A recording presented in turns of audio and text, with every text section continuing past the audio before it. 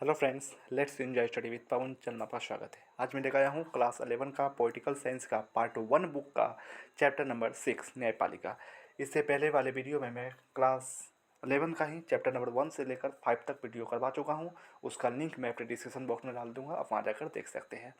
देखिए, इस वीडियो में मैं केवल उन्हीं हाईलाइट पॉइंट को पढ़ूंगा जो आपके बीपीएससी तैयारी के लिए काफ़ी ज़्यादा इंपॉर्टेंट होने वाले हैं, चाहे स्टेट के एग्जाम के लिए भी काफ़ी ज़्यादा इंपॉर्टेंट होने वाले हैं, जिनका एसएसटी सब्जेक्ट है। ठीक है, आइए स्टार्ट करते हैं इस वीडियो को। देखिए, इस पेज में तो कुछ हाईलाइटेड पॉइंट नहीं है जो आपके एग्जाम में पूछे जा सकते हैं। ठीक है, बाकी इस पेज में भी नहीं है। आइए नेक्स्ट पेज चलते हैं। और हाँ, मैंने एक भी पेज छोड़ा नहीं है, हर एक पेज को एक एक लाइन में पढ़ के तब जाके फिर मैंने अंडरलाइन किया है। ठीक है, यहाँ आइए इस पेज में। तो इस पेज में भी कुछ नहीं दिख रहा है। आप चाहे तो इसका आप पढ़ सकते हैं, लेकिन आपको कुछ नहीं मिलेगा। वही जो आप जानते हैं वही चीज़ इसमें इस पेज में अभी तक दिया हुआ है।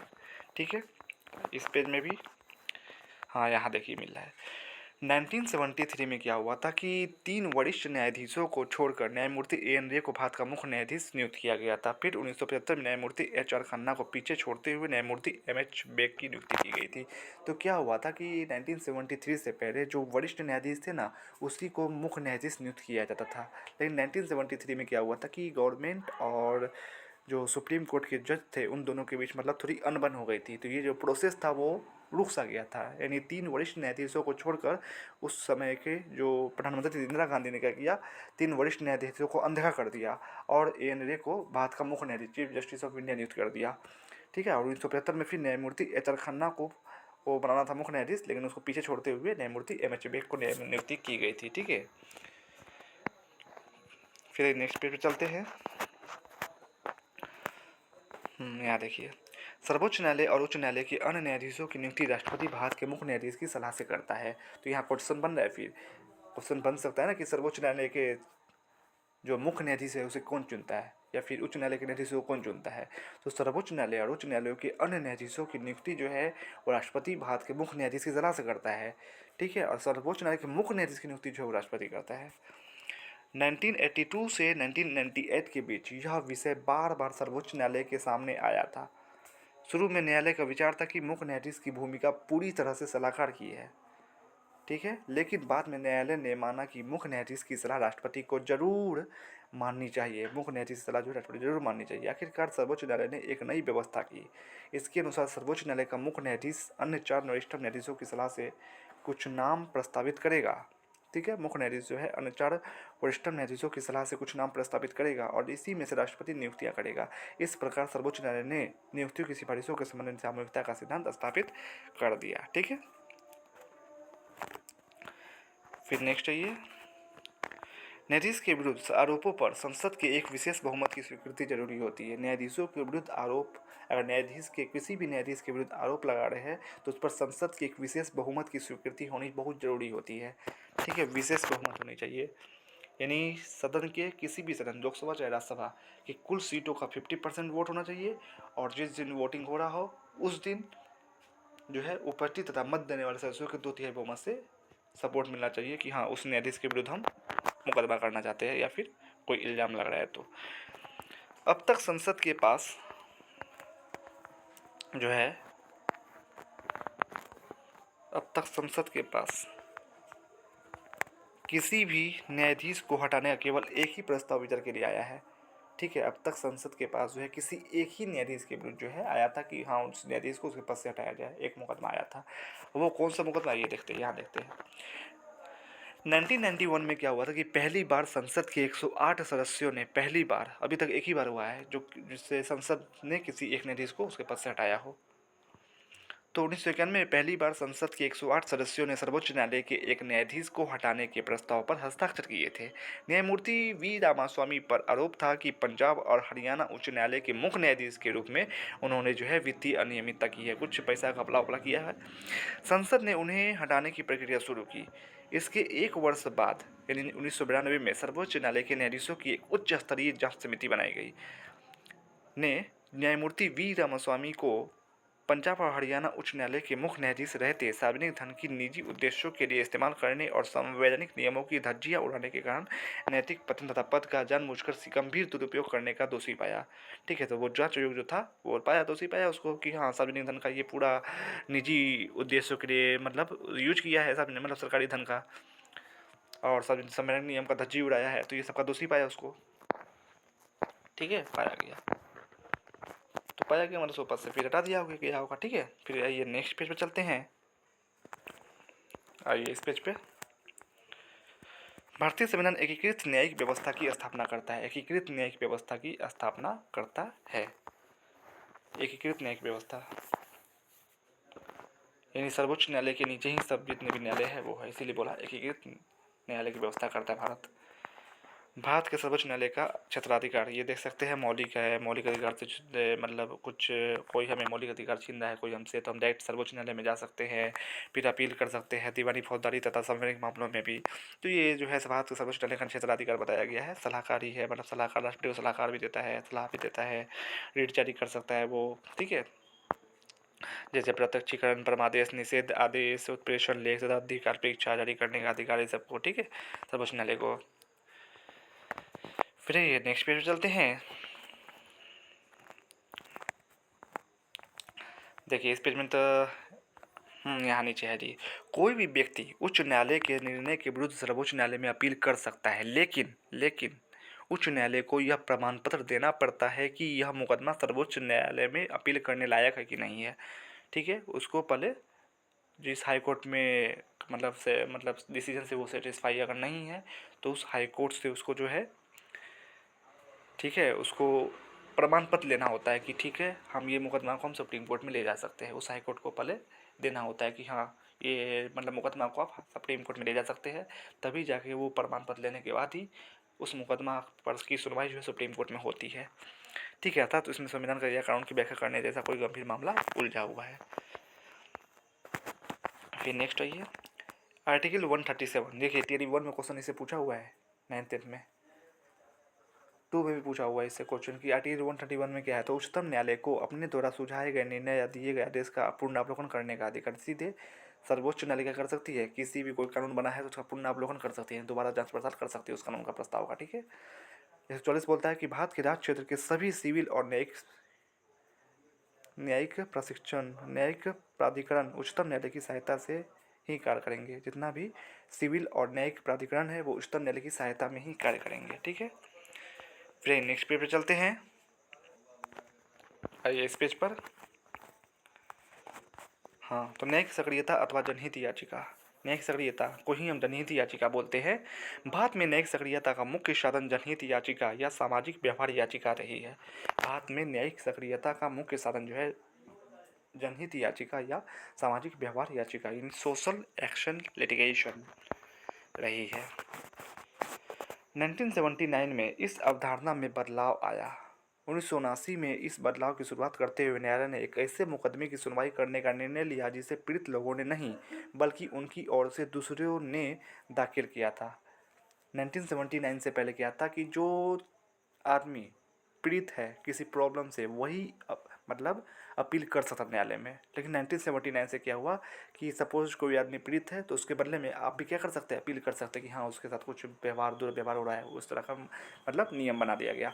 तो 1979 में इस अवधारणा में बदलाव आया। 1979 में इस बदलाव की शुरुआत करते हुए यही बदलाव कि अब कोई भी अपील कर सकता था।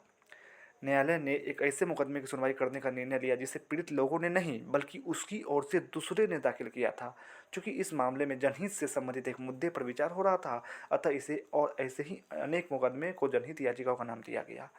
जनहित, इसमें जन का हित छुपा हो और उसके लिए कोई भी मुकदमा कर सकता है। जनहित याचिका न्यायिक सक्रियता का सबसे प्रभावी साधन हो गई है। फिर नेक्स्ट आइए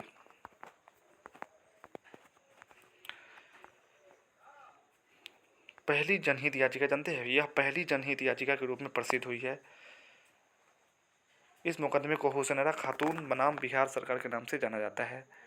ठीक है, तो भारत की पहली जनहित याचिका मुकदमा जो था वह हुसैनरा खातून बनाम बिहार सरकार के बीच था। देखिए क्या था, तो 1979 में क्या हुआ था, 1979 में समाचार पत्रों में विचाराधीन कैदियों के बारे में कुछ खबरें छपी थी। बिहार की जेलों में कैदियों को जो काफ़ी लंबी अवधि से बंदी बनाकर रखा जा रहा था, जिन अपराधों के लिए उन्हें गिरफ्तार किया गया था, यदि उसमें वे सज़ा भी सही तरह से करते ना, तो भी वे उतनी लंबी अवधि के लिए कैद नहीं किए जा सकते थे। यानी सपोज दैट कोई किसी ने किसी तरह गलती किया हो, तो उस गलती के लिए उसको 5 साल का सज़ा देना होगा, 5 साल ही जेल में रहना होगा। लेकिन वो अब तक 8 साल 10 साल हो चुका था, लेकिन फिर भी अभी तक जेल में थे। मतलब वो अपनी सज़ा से बेसी, मतलब जितनी अवधि, उससे अवधि से बेसी सज़ा काट चुके थे, फिर भी वो जेल में ही थे। तो इस खबर को आधार बनाकर ही एक वकील ने क्या किया, वकील का नाम था हुसैन आरा खातून, उसने क्या किया, सर्वोच्च न्यायालय में एक मुकदमा दायर कर दिया। यही मुकदमे को जो है हुसैन आरा खातून बनाम बिहार सरकार का आया था, जो कि भारत की पहली जनहित याचिका मुकदमा थी यह। दूसरा है 1980 में तिहाड़ जेल के एक बंदी ने सर्वोच्च न्यायालय के न्यायाधीश कृष्णा अय्यर को एक पत्र भेजा। इसमें बंदियों को दी जाने वाली शारीरिक यातनाओं का वर्णन किया गया था। न्यायाधीश ने उसे ही एक याचिका मान लिया। यद्यपि बाद में न्यायालय ने पत्रों को याचिका के रूप में स्वीकार करने का प्रथा समाप्त कर दी, लेकिन यह मुकदमा सुनील बत्रा बनाम दिल्ली प्रशासन 1980 के नाम से शुरुआती जनहित याचिका के रूप में प्रसिद्ध हुआ। देखिए, ये क्वेश्चन बन सकता है ना कि भारत की दूसरी जनहित याचिका मुकदमा कौन सी थी, तो वो कौन सी थी, सुनील बत्रा बनाम दिल्ली प्रशासन 1980, ये दूसरी थी। और पहली कौन थी, हुसैन आरा खातून बनाम बिहार सरकार 1979 में। ठीक है, फिर आइए नेक्स्ट पेज पे चलते हैं। देखिए, इस पेज में भी नहीं है, फिर आइए नेक्स्ट पेज पे चलते हैं। आइए इस पेज में नीचे आते हैं।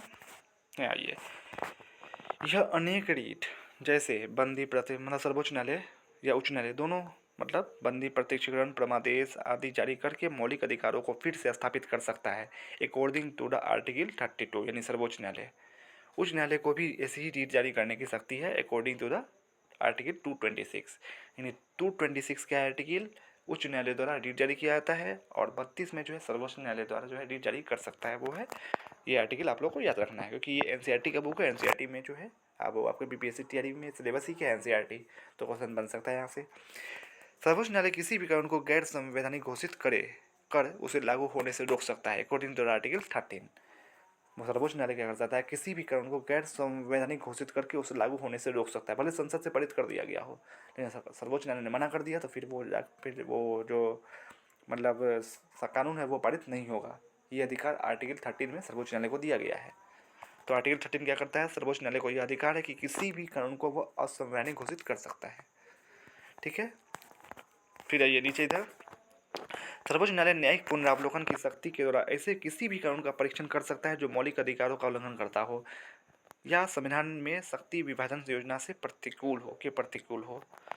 न्यायिक पुनरावलोकन मतलब क्या है कि कोई कानून बना तो दोबारा मेरा मन है कि हम नहीं उसको फिर दोबारा जांच करेंगे, दोबारा जांच कर सकते हैं, न्यायिक पुनरावलोकन कर सकते हैं उसका। की शक्ति का मतलब यह हुआ कि न्यायपालिका विधायिका द्वारा पारित कोई कानून है, मतलब संसद द्वारा पारित कोई कानून है कि और संविधान की व्याख्या कर सकती है। ठीक है, फिर नेक्स्ट पेज पे चलते हैं। आइए यहाँ इस पेज में आइए, यहाँ देखिए। विश्व के अनेक न्यायालयों खासतौर से दक्षिण एशिया और अफ्रीका में भारत की ही भांति न्यायिक सक्रियता का प्रयोग किया जा रहा है, लेकिन दक्षिण अफ्रीका के संविधान में जनहित याचिका को मौलिक अधिकारों की सूची में सम्मिलित किया गया है। तो ये भी क्वेश्चन बन सकता है ना कि जनहित याचिका किस देश की मौलिक अधिकारों में शामिल किया गया है, तो जनहित याचिका को जो है दक्षिण अफ्रीका के संविधान में मौलिक अधिकारों में शामिल किया गया है।